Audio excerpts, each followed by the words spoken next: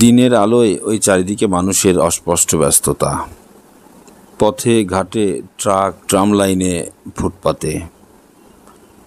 কোথাও পরের বাড়ি এখনই নিলেম হবে মনে হয়, জলের মতো দামে।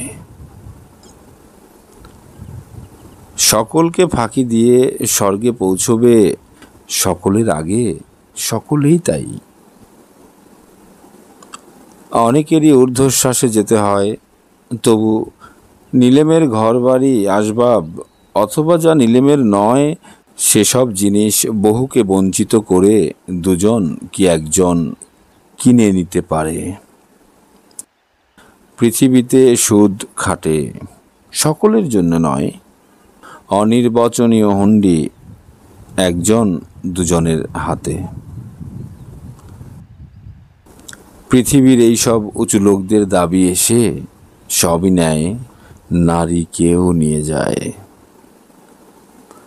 বাকি সব মানুষেরা অন্ধকারে হেমন্তের অবিরল পাতার মতন কোথাও নদীর পানে উড়ে যেতে চায়, অথবা মাটির দিকে, পৃথিবীর কোনো পূর্ণ প্রবাহের বীজের ভেতরে মিশে গিয়ে। পৃথিবীতে ঢের জন্ম নষ্ট হয়ে গেছে জেনে, তবু আবার সূর্যের গন্ধে ফিরে এসে ধুলো, ঘাস, কুসুমের অমৃতত্বে কবে পরিচিত জল, আলো, আধো অধিকারিণীকে অধিকার করে নিতে হবে ভেবে তারা অন্ধকারে লীন হয়ে যায়। লীন হয়ে গেলে তারা তখন তো মৃত। মৃতেরা এ পৃথিবীতে ফেরে না কখনো। মৃতেরা কোথাও নেই, আছে কোনো কোনো অঘ্রাণের পথে পায়চারি করা শান্ত মানুষের হৃদয়ের পথে ছাড়া। মৃতেরা কোথাও নেই বলে মনে হয়। তাহলে মৃত্যুর আগে আলো, অন্ন, আকাশ, নারীকে কিছুটা সুস্থিরভাবে পেলে ভালো হতো। বাংলার লক্ষ গ্রাম নিরাশায়, আলোহীনতায় ডুবে নিস্তব্ধ, নিস্তেল। সূর্য অস্তে চলে গেলে কেমন সুখে সেই অন্ধকার খোপা বেঁধে নিতে আসে, কিন্তু কার হাতে? আলুলায়িত হয়ে চেয়ে থাকে, কিন্তু কার তরে? হাত নেই, কোথাও মানুষ নেই। বাংলার লক্ষ গ্রাম রাত্রি একদিন আলপনার পটের ছবির মতো সুহাস্যা, পটল চেরা চোখের মানুষই হতে পেরেছিল প্রায়। নিভে গেছে সব।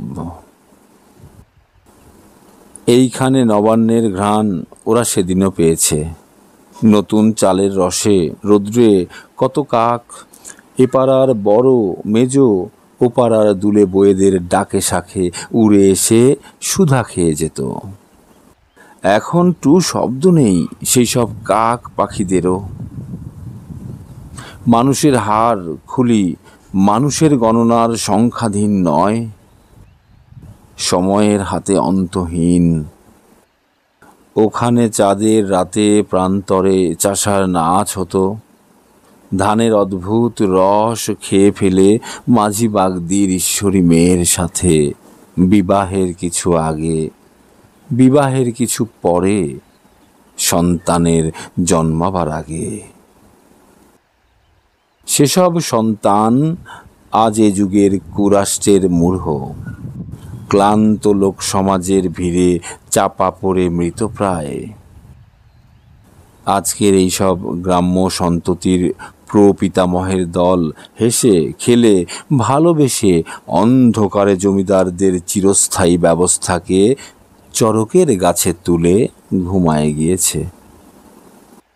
ওরা খুব বেশি ভালো ছিল না, তবু আজকের মনন্তর, দাঙ্গা, দুঃখ, নিরক্ষরতায় অন্ধ শতচ্ছিন্ন গ্রাম্য প্রাণীদের চেয়ে পৃথক আর এক স্পষ্ট জগতের অধিবাসী ছিল। আজকে অস্পষ্ট সব, ভালো করে কথা ভাবা এখন কঠিন। অন্ধকারে অর্ধসত্য সকলকে জানিয়ে দেবার নিয়ম এখন আছে, তারপর একা অন্ধকারে বাকি সত্য আজ করে নেওয়ার রেওয়াজ রয়ে গেছে। সকলেই আর চোখে সকলকে দেখে। সৃষ্টির মনের কথা মনে হয় দেশ, সৃষ্টির মনের কথা আমাদেরই আন্তরিকতাতে, আমাদেরই সন্দেহের ছায়াপাত টেনে এনে ব্যথা খুঁজে আনা। প্রকৃতির পাহাড়ে পাথরে সমুচ্ছল ঝর্ণার জল দেখে তারপর হৃদয়ে তাকিয়ে দেখেছি প্রথম জল নিহত প্রাণীর রক্তে লাল হয়ে আছে বলে বাঘ হরিণের পিছু আজও ধায়। মানুষ মেরেছি আমি, তার রক্তে আমার শরীর ভরে গেছে। পৃথিবীর পথে এই নিহত ভ্রাতার ভাই আমি।